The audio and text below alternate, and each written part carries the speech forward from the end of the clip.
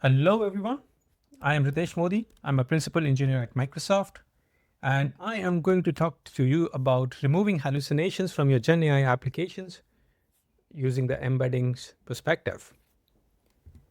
But what are embeddings? So, embeddings is simply your computers don't understand the natural language that we speak and type, it understands numbers.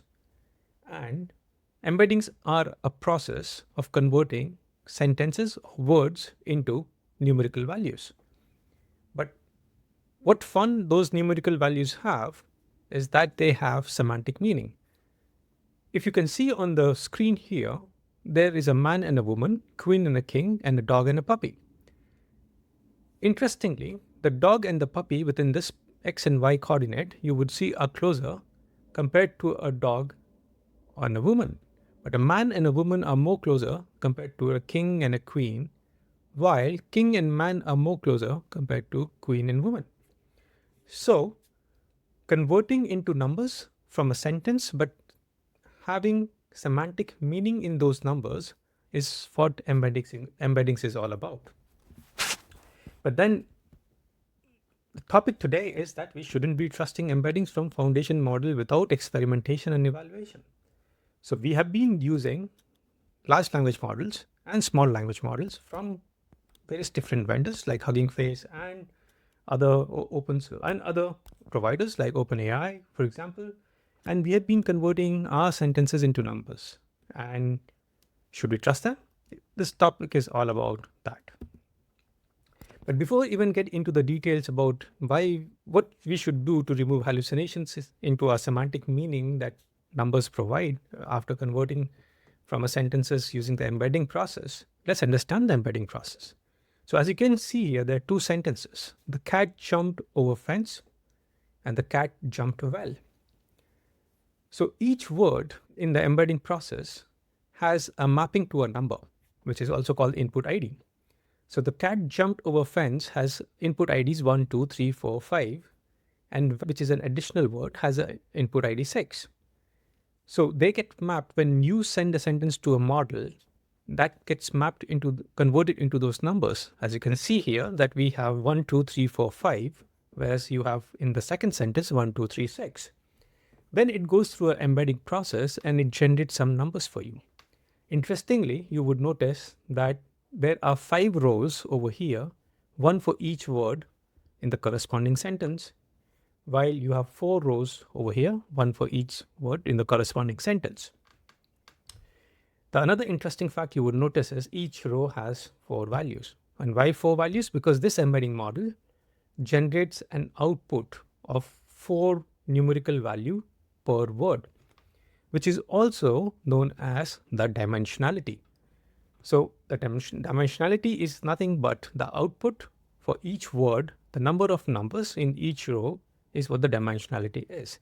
And they can range from anything between 32 to 4096.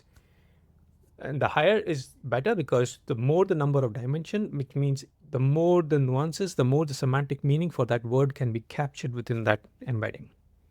Lower the dimensions, which means there are lower semantic value into it, but they're more faster and they can easily be stored with less storage requirements. Another important concept in understanding embeddings is the max sequence length. So if you remember, we sent the cat jumped over fence, the cat jumped well. Here, if our max sequence length is 10, then we can send 10 words at a time to this embedding model over here, and it will generate the output based on what the dimensionality is. But if we send 12 from as the number of words in a sentence, then it will actually reduce. It will only use the first 10, but it will not use it will just discard the rest of 2 of them. So if we have to know what is the max sequence length of the model that we're using, and basically the numbers get converted into tokens, and the tokens are what then gets evaluated in terms of the max sequence length. Now they can range between, as you can see here, from sentence models can have 128 to 512 tokens, whereas document models can have from 1,000 to maybe close to 10,000. and they get cut if you go beyond that. But if they are less than that, they get padded and they are well used in the semantic meaning. Another very important is the vocabulary and the size when we are generating embeddings. Why is this important? This is important because if we are providing words like cat, jump, and they are part of the vocabulary, then the model has been well trained on those words and they preserve the semantic meaning for those words. But if you have an out of vocabulary word, which has not even ever been seen by the model, then the model cannot have a semantic meaning for it. So it's always good to have a vocabulary within a model, which is quite rich, which means the model has been trained on data, which has seen a variety of content from a data perspective. The size is also important because the bigger the vocabulary, the more training time you need, the model might be slower because it has to find those number of input IDs, convert them into tokens, and then generate the embeddings and all of those kind of things. Smaller the size, faster the model, the faster the embedding process. And richer the vocabulary, the better the semantic meaning preserved. Lower the number of words in vocabulary, you have less semantic meaning. But then, what are the use cases for embeddings? Embeddings are become very popular for GenAI based applications, especially after the invent of retrieval augmented generation, which is also known as RAG pattern, and in which basically we try to search. And when we try to search, at times we want to search with keywords, but at different times we want to search using semantic meaning, which means we might ask for a thing that might not exactly available within our data store, and we might have to infer the intent, the meaning of the sentence or the utterance or the query the user is sending to find out what relevant results we want to give it as part of the search results, which is very important because these days, especially, every GenAI application is using such technology, most of it.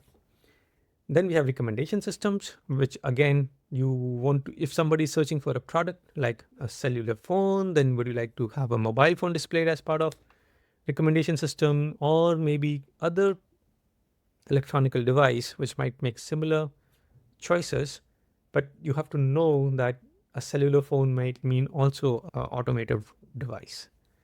Similarly, natural language processing, and there are other use cases as well. So how do we compare embeddings? Now, if we have embeddings, which is great, we have numbers stored in our database and we have numbers coming up. How do we compare numbers to number? The way to compare numbers is using various different metrics, and some of them have been shown over here. The most famous one is the cosine similarity, in which we try to find, you remember the man and the woman in the first slide? Then if we draw straight lines from the point where the point 0 starts, then what's the angle between those two lines? The lower the angle, the more similar they are. The higher the angle, they are not similar. And it could range from -1 to 1. Similarly, you have Euclidean distance, Manhattan distance, and dot product. And I will leave it on you to explore them, but cosine similarity is the leading way of doing comparisons. So let's see a small example of how we can find embeddings using OpenAI and sentence transformers. So sentence transformer is basically a package that you can, in Python, you can download and install it and use it to find embeddings. As you can see here, I have some code, and I am going to use a simple model called MPNet, which is available in Hugging Face. And I have two sentences. What's the weather like in New York today? And can you tell me the current weather in New York? And I'm trying to find embeddings for both of them. And to find the embeddings for both of them, I could also, for example, come here and I could show you that in this case, I have another example where I am just trying to find the embeddings for American pizza is one of the nation's greatest cultural exports. Just provide me the embeddings. So the results for this you would see here is an embedding over here with quite a few numbers. And why is these numbers? Now you might know that these are the dimensions. So this embedding model, MS Marco, provides us with 768 dimensions. If you remember the row I was talking about, how many numbers? There were 4 in that example, in the first example. Here they are 768, which is quite rich in semantic meaning. And as you can see here, those numbers semantically mean something about the sentence. So It might not be exact keyword match, but semantically, what does it mean?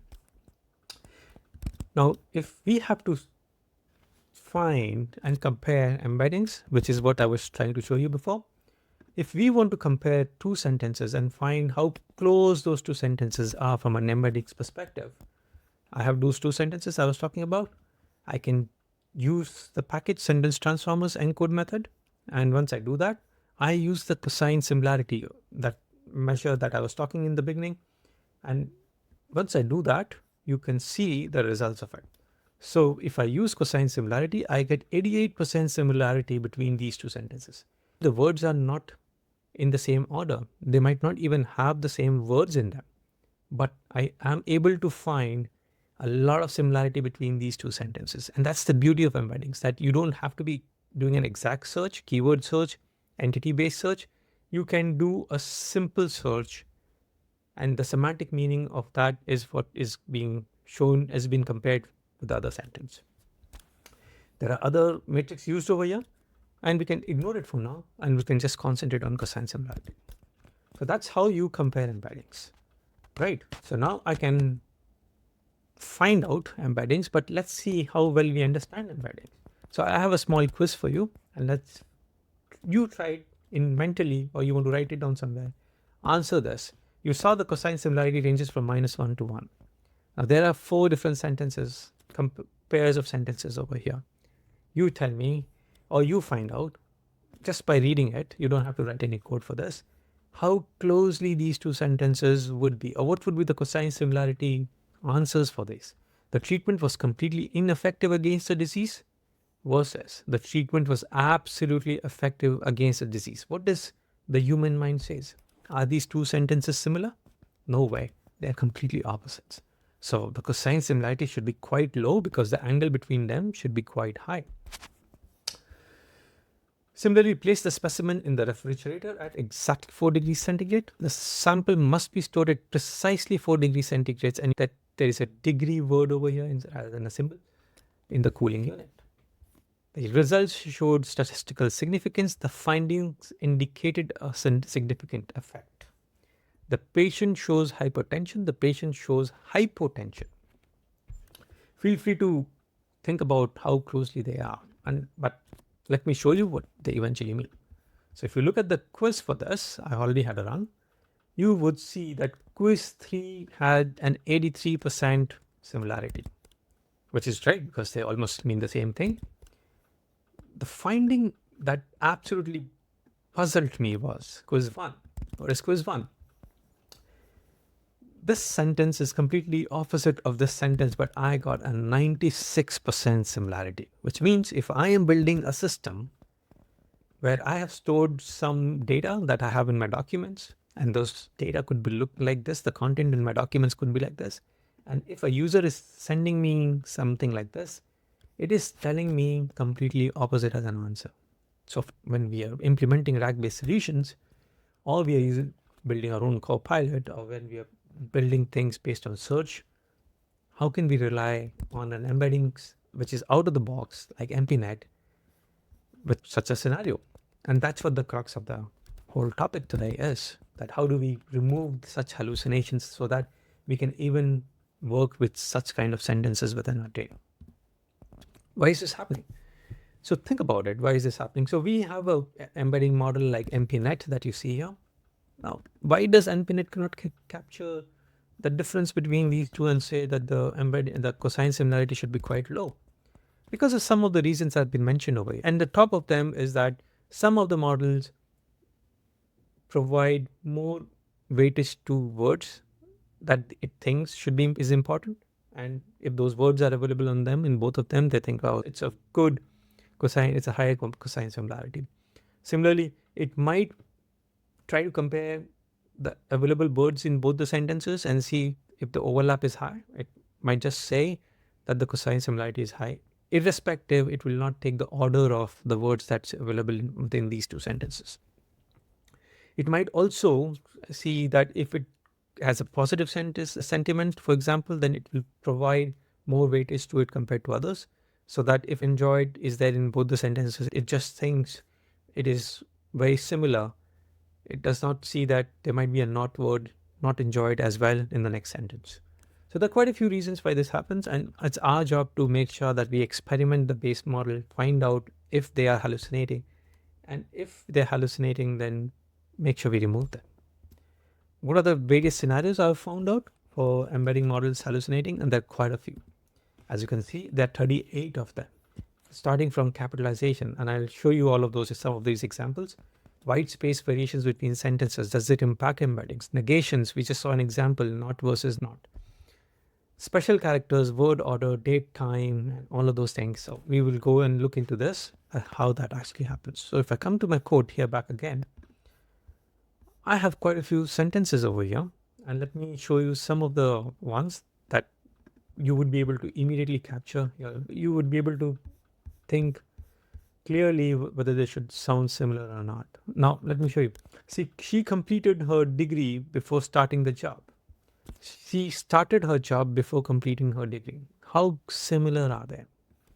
The company barely exceeded earnings expectations. The company significantly missed earning expectations. Think about it, how closely they are related to each other. If the treatment works, symptoms should improve. The treatment works and symptoms have improved. One is hypothetical, one is actual factual.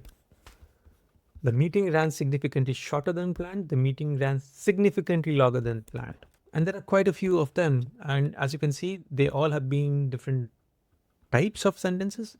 Legal domain, medical domain, attribution, unit of time. Quite interesting. The procedure takes about 5 minutes. The procedure takes about 5 hours. There's a ton of a difference between these two sentences, and we'll see how closely similar they are.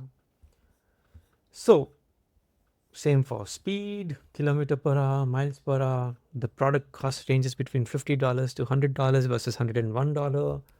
The patient's fever was 101 degree Fahrenheit. The fever was 104 degree Fahrenheit, and things like that. If I execute this, you see a result like this. And you can see that date time, for example, if I say her interview was on 10th of December, 10/12/2025 versus 12/10/2025, the similarity is 99%. It's a 2-month difference, but from a language perspective, it is 2-month difference. From a numbers perspective, it is not a 2-month difference because our embedding model thinks they are exactly the same thing. From a taxonomy, it was percentages. And all of these are different combination. As you can see, the minimum I'm getting is 80 for spelling and typos, whereas they should all have been quite low in terms of embeddings.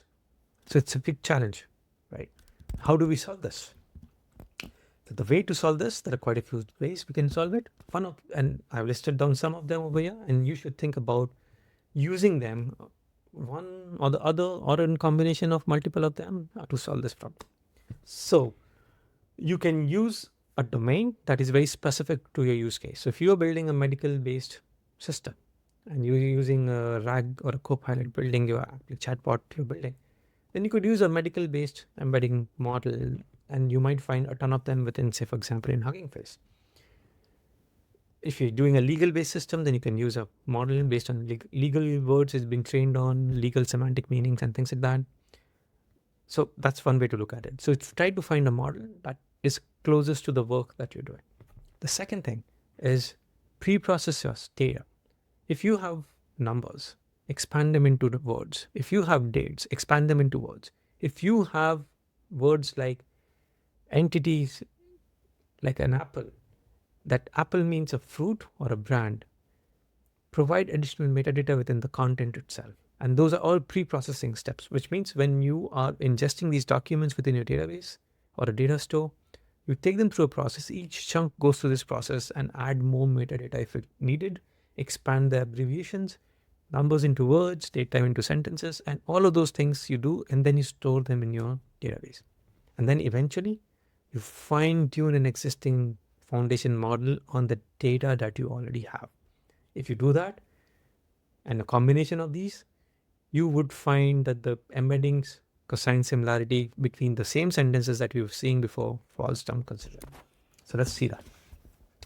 I'm not going to fine tune because fine tuning is a pretty exhaustive process and it takes time, but I'll talk about the process of fine tuning. So for fine tuning, basically, what you do is you need data first, right? So I already have data. I have the test data, train data, and the validation data, and they're very simple. I need to provide them in a format that is acceptable by sentence transformers, by loss functions, and the evaluation function. So, for example, I have sentence one, sentence two, and what is this level of similarity between them? So, for example, if I see this, the software includes new feature. Technology continues to evolve rapidly. There might be some similarity, so I'm giving you a 0.5 as similarity. Only 15% students failed the exam, up to 85% students failed the exam. Big difference. The similarity is zero over here. So this kind of a data, either you can generate using another large language model or and curate it after that, or you can bring your own data like this and then use it for fine tuning. So I have training data on which I will fine tune the model, and then I have test data on which I will test the model and see how good the results are. So the test data is something the model has never seen back, ever. And the validation is I used the validation data while training and evaluating at the same time to check whether things are getting overfitted or underfitted, whether my model is going in the right direction. So I have data now, and how do I do fine tuning? So what I do is I load up an existing model. I load up my data. So I load my data.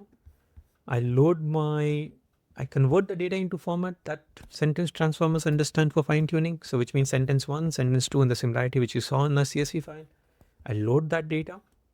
And then I have an embedding similarity evaluator, because when I fine tune, I want to evaluate on the new data how the model is behaving. I have a loss, because if I find the embedding for the same sentence to be 0.8 versus I expect them to be 0.0, then the loss is 0.8. And so I want to reduce that loss. So what kind of a loss I'm trying to use? And the host of other attributes to make it run. And you can obviously, these are all well documented and available within Hugging Face and sentence transformers package. And then we try to fit, which means this fit is what starts training the model, fine tuning the model. It uses the data that we have given it, uses a loss function. We have given an evaluator, and the number of times you want to loop through is the number of epochs. And eventually the output is where you get your fine-tuned model. So I have named my model as fine-tuned semantic model, and that's where you see a new model that's created over here. And now if I want to evaluate my new model after I have trained a model, I can load that model, and then I can load my test data as well, and then can execute the same encoding, because I am generating embeddings now. I can send sentence one, sentence two from my test data, get both the embeddings, and then use cosine similarity to see how closely they are, and then can list them down over here. So that is what the entire process of fine tuning. And after I fine tune, what I can do is come back over here, and I will run the same thing, same code that you see here, which is giving me such high embedding model, using a fine-tuned model. So instead of using, if you see here, I had used MS Marco, and now I'm not using MS Marco, but what I'm using is a fine-tuned semantic model, which is going to find embeddings between the same two pairs of sentences, all the 38 or ones kinds of that I've shown you before, and see what the results are. So if you see here, I've executed this already, and now you will see that the embedding model is even giving me negative returns. It was, the minimum was 80% in the previous one with the foundation model.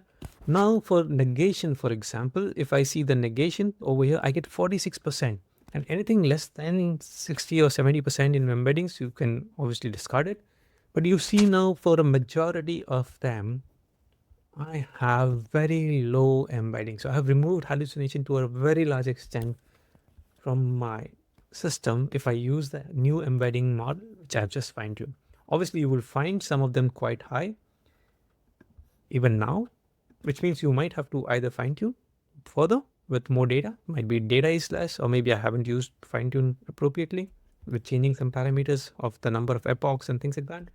Or maybe capitalization does not matter to me. If capitalization, whether it's slow or big, it matters, then I have to fine tune. But if it does not matter and having one is great for me. So it's also use case dependent. So you have to think about how you want to fine tune, get your data and the entire process to make this thing happen. So what are the steps for fine tuning? Just as a recap, you set up an environment, which means you need maybe an environment like a virtual environment, Conda or a UV, and you set up that environment. You download all the packages like sentence transformers, and you obviously need some code to write. You prepare your training data, validation data, test data for fine tuning the model. You pick up a model to fine tune.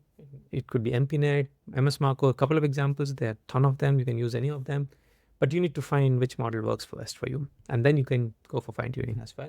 Provide configuration and hyperparameters, like which kind of a loss function, what kind of an evaluator, how many epochs, what should be your, how much data and things like that. Train your model, save it, and then evaluate it to see how better it is performing based on the foundation model. How do you choose a model? It could be based on a domain, size. The bigger the size, the more space it needs, more storage it needs, and then you need to also less performant because it takes more time to revert back on the from a request response perspective. Whether it's a legal based, if you can't use a medical based domain model on a legal based use case, right? So and you can't then expect it to have a good response. So you have to think about the domain alignment as well, the speed at which you want the response back. Some needs quick response, some does not, and so if you need higher speed in terms of inference, then you need a relatively smaller model compared to higher models. And there are various other things, but these are some of the top ones, how you choose a model, foundation model, and then you go for fine tuning.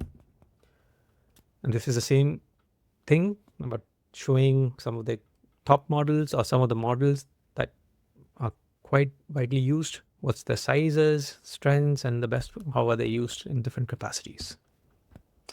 I won't go into those details. I already talked about the evaluators and other epochs, but you can obviously delve into details into Hugging Face document. But these all impact the quality of the new fine-tuned model. So if you think that the quality is not meeting your standards, you have to come and tune them to see whether, and generate a new model, and obviously compare with the opposite, the previous model, to find whether you're improving or not improving. So that's what the experimentation is about. So that's all I had. So what are the key takeaways? So first, understand your data. If you don't know your data well, you won't be able to know whether what kind of a model I want to use, what kind of a foundational model I should bring in, how should I fine tune. If I have to fine tune, what is my training data, what is my validation data, what is my testing data, and whether they meet the quality of the data or not. Identify the model to use, very important. And then embedding models are not magic. You have to first use the embedding model using some of the examples or samples of data that you have and see whether how are they performing. And if they're not performing well, then you think about the various ways to remove that hallucination. Very important that the data quality is super important. And if that's not important, no matter what you do, you will not get the right results. But only fine tune if it's required. It's not the end. It's not the starting point of removing the hallucination. It is one of the towards the end side of removing the hallucination. There are other steps that I mentioned before, like pre-processing, finding a good model that already does not do all this, or somebody might have already done a fine tuning, then you can use it instead of you doing the fine tuning. Systematic evaluation is quite important. So you should evaluate your models well and before using them in your GenAI applications. And then finally, keep iterating, keep exploring, and find out whether things can be further improved. Have a baseline. If you're crossing that threshold, you should be good to go. But that does not let you stop the experimentation further, because who knows, you might find better results as well. So with that, I will pause, or I'll stop my presentation here. And obviously, if you have any questions, feel free to post them out in any of these contacts that I have. You can reach out to me on LinkedIn. I have the code that you saw here is available in GitHub, Ritesh Modi. You can obviously go and check out this code, and that's my automation. Next is my account in Twitter. So thank you very much. That was my time, and I hope to see you in the conference, and I hope you're enjoying a lot. Thank you very much.